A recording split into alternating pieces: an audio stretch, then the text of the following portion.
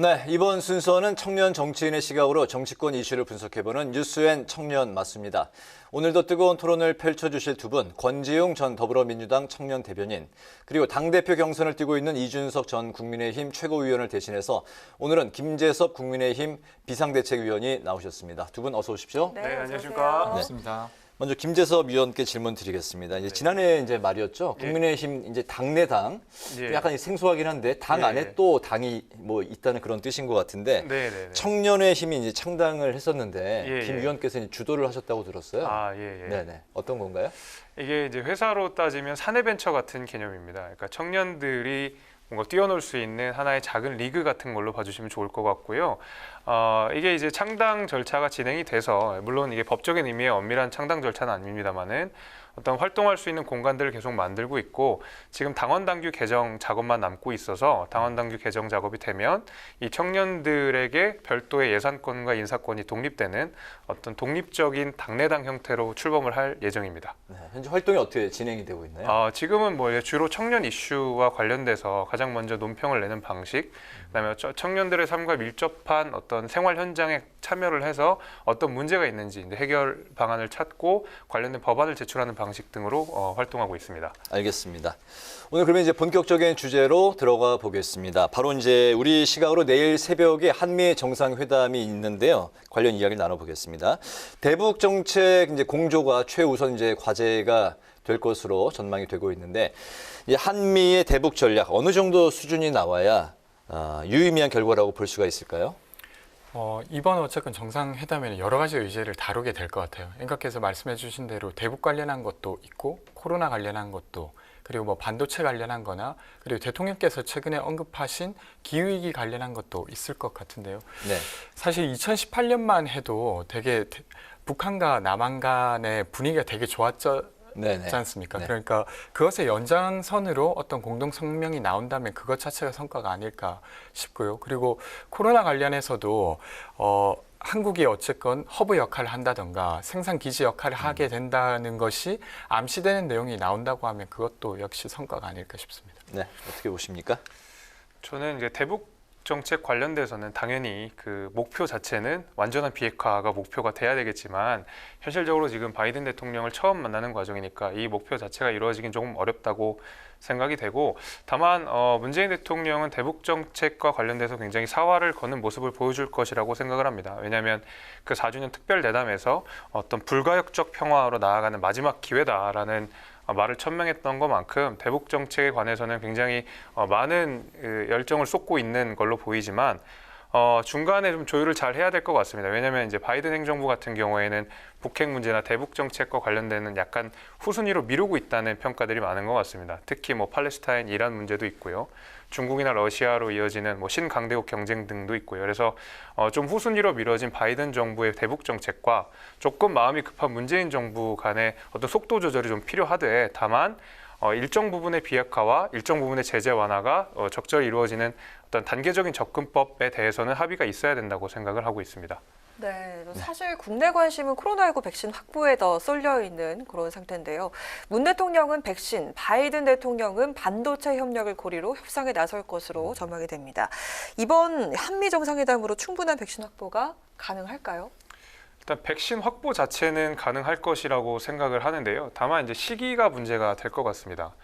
바이든 대통령 스스로도 이 백신 한 8천만 분 정도를 타국에 보내주겠다라고 천명을 했는데 그것이 이제 한국이다라고 구체적으로 적시를 한 건 아니기 때문에 그리고 우리나라 상황을 좀 되돌아봤을 때 우리나라도 지금 백신이 확보가 되어 있지만 대부분 하반기에 접종하는 것으로 일정이 좀 뒤로 미뤄져 있기 때문에 소위 우리가 백신 보릿고개라고 불리는 5, 6월 달이 굉장히 중요한 시기일 것 같고 바이든 대통령과 이 부분에 대해서 좀 최대한 빨리 5, 6월 내에 백신을 좀 확보하는 방식으로 좀 노력을 더 해야 되겠다라고 생각을 좀 하고 있습니다. 네. 저도 이 부분에 있어서는 비슷한 의견입니다. 그러니까 백신 확보 자체는 올해 말까지로 봤을 때 뭐 충분하다고 하긴 어렵지만 적지 않게 확보되어 있고 그 시기가 문제인데 그것을 얼마나 당기는가가 이번 회담의 성과가 아닐까 싶습니다. 네, 알겠습니다. 이렇게 이제 그 백신 논의와 맞물려서 더불어서 이제 이재용 삼성전자 부회장의 사면론이 이제 거론이 되고 있는데요. 주한 미 상공회의소도 이제 대통령에게, 문재인 대통령에게 이 부회장의 이제 사면을 건의한 것으로 이제 알려졌는데, 정치권에서는 이제 찬반 의견이 이제 좀 나뉘는 걸로 알고 있습니다. 이재용의 사면론, 그 여야 그 당 내부 분위기는 현재 어떻습니까? 저는 사실 분위기야 뭐 지금 언론에 나오는 느낌으로 경제계나 아니면 언론에서는 좀 더 이 이야기를 더 많이 적극적으로 하는 것 같고, 정치권에서는 이것을 이야기하기를 조금 어려워하는 것 같습니다. 근데 개인적으로는 저는 지금 사면 논의를 하는 건 좀 부적절하다고 생각합니다.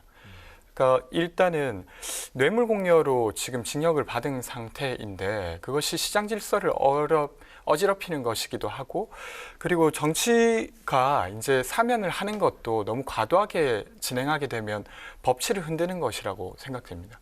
그러니까 이 논의가 근데 어떻게 시작됐냐라고 했을 때, 최근으로 보면 이건희 회장께서 돌아가시면서 상속을 하고 사회의 어떤 일부분을 기부하면서 시작됐는데, 사실 그것도 그냥 법적으로 내야 될 재산세를 낸 것이고, 그리고 이어서 기부하겠다고 한 것도 2008년도에 차명 계좌가 추가로 발견되면서 거기에 대한 환원을 하겠다고 한 약속이 이제야 지켜진 것이에요. 그래서 그런 부분에 정치권이 되게 응해서 만약에 사면하게 된다고 하면 이건 좀 불리한 일이 아닌가 이렇게 생각됩니다.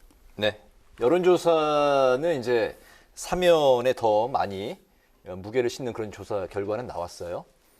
뭐 저는 그 우리 대변인님 말씀에 그 상속세 부분에 대해서는 좀 동의하지 않는 편이지만, 적어도 그 사면과 관련된 부분에 있어서는 좀 동의를 합니다. 사실 저희 당이야말로 어떤 사면 얘기만 꺼내도 알러지가 나오는 당이고, 최근에도 저희가 그 박근혜, 이명박 대통령의 사면 논의와 관련돼서 한번 크게 홍역을 알았던 적이 좀 있어가지고요. 네. 또 사면 얘기가 나오니까 굉장히 좀 난처하기도 한데요. 저 개인적으로는 사면에 대해서 반대하는 입장입니다. 말씀하신 것처럼 특히 이제 보수 정당의 가치라고 하는 것이 법치주의이고, 법치주의의 시작은 결국 판결, 그러니까 기판력을 인정하는 것부터 시작을 한다고 생각을 합니다. 그래서 어쨌든 이 정당한 판결이 나와서 그 법 집행이 정당하게 이루어졌으면 그걸 존중하는 것이 정치권에서 해야 될 일이라고 생각을 하고요. 특히 지금 우리 20대, 30대들이 불공정에 대해서 굉장히 예민한 시대가 아니겠습니까? 그래서 이런 식으로 어떤 기업의 이익 혹은 뭐 경제적인 이해관계에 따라서 법치주의의 근간을 흔들 수 있는 상황이 벌어진다 그러면 이 역시도 또 2030에게 굉장히 큰 불공정으로 다가갈 수 있다고 생각을 해서 저는 어떤 사면론에 대해서는 반대하는 입장입니다. 알겠습니다. 네, 이어서 정치권 이야기로 들어가 보겠습니다. 요즘 대권 경쟁이 시작된 민주당도, 당권 경쟁이 이어지고 있는 국민의힘도 젊은 정치인들의 도전이 뜨거운데요. 모두 세대 교체를 내세우고 있습니다. 우선 각 주자들의 목소리 들어보고 이야기 이어가겠습니다. 젊은 대통령이 되겠습니다. 기성정치가 아닌 젊은 도전자 박용진이 우리 사회 청년 세대를 대변하고 젊은 정치 세대를 대표하고자 합니다. 젊은 세대에게 우리가 약속해야 할 것은 개방이고 공정한 경쟁입니다. 누구나 자신의 실력을 바탕으로 당에서 활동할 수 있도록 경쟁 선발제를 주요 당직에 도입하겠습니다. 진정한 청년 정치는 청년 정치인이 전면으로 나서는 것뿐입니다. 20세부터 39세까지의 청년에게 기초 및 광역자치의회 공천의 30%를 할당하겠습니다. 청년들이 직접 정치에 참여하는 미래정당으로 당을 변신시키겠습니다. 내년 지방선거에서 우세 지역에 2030 청년 세대를 대거 전진 배치하겠습니다. 네, 방금 들으신 것처럼 주자들마다 외치고 있는 키워드가 바로 청년과 또 젊은 정치인데요. 국민의 이목을 집중시킬 만큼 새로운 정치적인 비전과 또 역량을 보여주고 있느냐에 대해선 의견이 분분한 그런 모습입니다. 두 분 어떻게 보셨습니까? 뭐 지금 조금 전에 앞선 화면에서 보시다시피 저희 당의 어떤 젊은 주자들이 앞장서서 이 깃발을 들고 나와가지고 굉장히 세대 교체의 바람을 강하게 보여주고 있어서 저는 이제 그 부분에 대해서는 굉장히 고무적으로 생각을 하고요. 실제로 뭐 젊은 사람들 혹은 뭐 초선급 인사라고 불리는 분들이 당을 운영하는 것이 혹은 어떤 지도자가 되는 것이 불안정하지 않겠느냐라는 지적들이 있는데 제 개인적인 생각은 그렇습니다. 이게 사실 우리 사회에서 이제 상당 부분에서 많은 영역들에서 경험이 독이 되는 시대가 왔다고 생각을 합니다. 왜냐하면 세상이 너무 많이 빨리 변하고 모든 분야들이 굉장히 세분화되고 있는 까닭에 저는 훨씬 더 기민하게 세상 변화에 대응할 수 있는 지도자들, 그다음에 당 대표들이 나와야 된다고 생각을 하고, 그런 면에 있어서는 젊은 사람들이 이렇게 전면으로 등장해서 세대 교체의 바람을 이렇게 불고 있는 것 자체는 고무적으로 생각하고 장기적으로도 당이나 국가에 큰 도움이 될 거라고 저는 그렇게 판단하고 있습니다.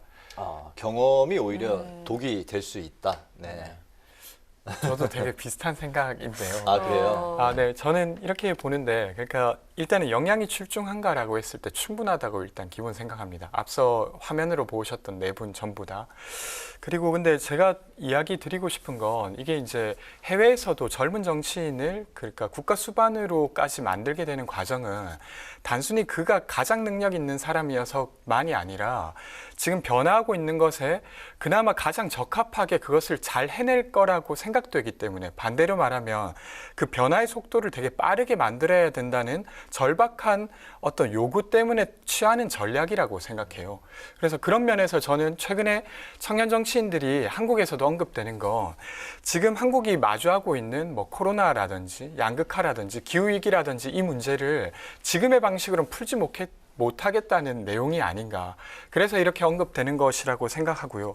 그래서 사실은 이게 단순히 연령만의 문제가 아니라 그 사람들이 이야기하는 주제가 주류화될 때 진정한 이제 어떤 세대 교체가 일어날 거라고 생각합니다. 뭐 예를 들면 부동산을 이야기하는 게 아니라 세입자의 삶을 포함한 주거를 이야기한다든지, 아니면 정규직 이야기만 하는 게 아니라 프리랜서를 포함한 어쨌건 비정형 노동을 이야기한다든지, 4인 가구만이 아니라 1인 가구를 포함한 무언가, 그렇게 되면 자연스럽게 이제 세대 교체가 될 수밖에 없는 것이죠.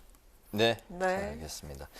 다음 질문 드릴게요. 지난 그 재보궐선거 이후에 정치권에서는 2030 세대에게 적극 어필을 이제 하고 있는데, 그중 하나가 이제 청년 여성 할당제입니다. 여야 모두 이제 할 것 없이 청년 여성 할당제에 대해서 이제 확대하거나 또 이제 활성화시키겠다, 이렇게 이제 이야기를 하고 있는 상황에서 국민의힘 이제 이준석 전 최고위원은 없애겠다, 이런 또 주장을 펼치기도 했습니다. 두 분의 의견은 어떤지 먼저 권 대변인께서 말씀하실까요? 네.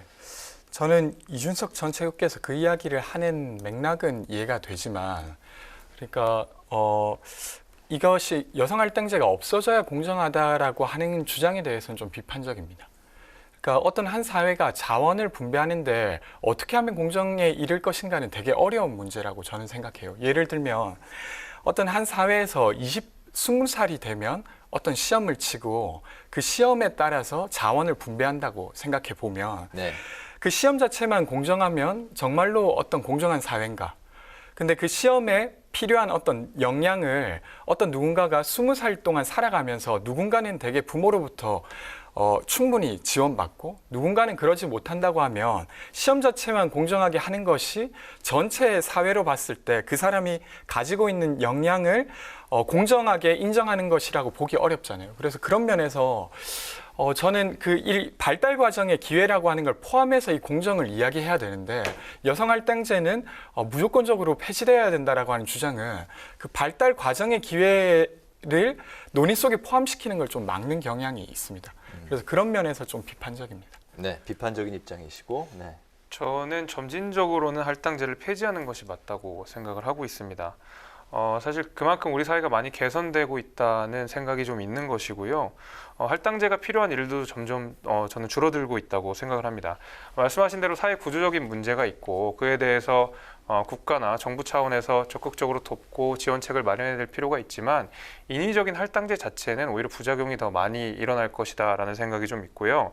그래서 저는 오히려 이런 할당제를 인위적으로 배분을 해서 수를 맞추는 방식보다, 결과에 어떤 수를 맞추는 방식보다는 고용정책이라든지 보육정책이라든지 하는 것을 통해서 청년들과 여성들이 자신들의 역량과 능력을 기를 수 있는 환경들을 계속 개선해 나가는 것이 더 중요한 문제라고 생각합니다. 네. 네. 국민의힘 당대표 후보인 김웅 의원은요, 어제 20대 청년들에게 매달 50만 원씩 청년 기본소득을 주는 방안을 제안을 했습니다. 김 의원의 청년 기본소득 공약, 청년의 눈으로 평가해 주시죠. 저는 그 기본소득 청년 기본소득 자체에 대해서는 조금 반대하는 입장입니다. 조금이 아니고 그냥 반대하는 입장입니다. 왜 그러냐면요. 저는 사실 뭐 이른바 청년 정치인으로서 여러 가지 목소리를 내는 가운데서 청년 정책이라고 해서 그 청년들에게 지원하는 정책을 청년들에게만 가두리하는 방식으로는 청년들의 삶이 나아지지 않는다고 생각을 하고 있습니다. 그러니까 전반적으로 청년이라고 하는 것이 생애 주기의 한 일부분으로서 우리가 뭐 말하자면 사다리를 오를 수 있도록 제도적 여건을 마련해주고 하는 다양한 방식들이 고려돼야 한다고 생각을 하고요. 무엇보다도 지금 이 김웅 의원이 주장하신 기본소득 같은 경우에는 뭐 대부분 1인당 50만 원을 지원해주고 총 금액이 한 40조 정도가 들어간다고 알려져 있습니다. 네. 저는 사실 그 금액보다는 주거 환경에 조금 더 그 투자를 해서 그렇게 되면은 대개 이제 1억 정도의 보증금을 한 4만 명이죠. 4만 명에게 보증금을 제공할 수 있게 되고 오히려 이제 주거 환경 훨씬 더 낫게 할 수 있는 충분한 금액이 되기 때문에 오히려 저는 그거를 일시적인 소비보다는 주거 환경을 개선하는 것을 통해서 생애 주기 전반에 사다리를 오를 수 있게 하는 방식으로 금액을 좀 더 알뜰하게 이용하는 것이 더 낫다라고 생각하기 때문에 기본소득에 대해서는 좀 반대하는 입장입니다. 네, 반대하시고요. 네. 저는 또 생각이 비슷한 것 같아서 좀 웃음이 그래서 나는데 웃으신 거예요. 네. 네.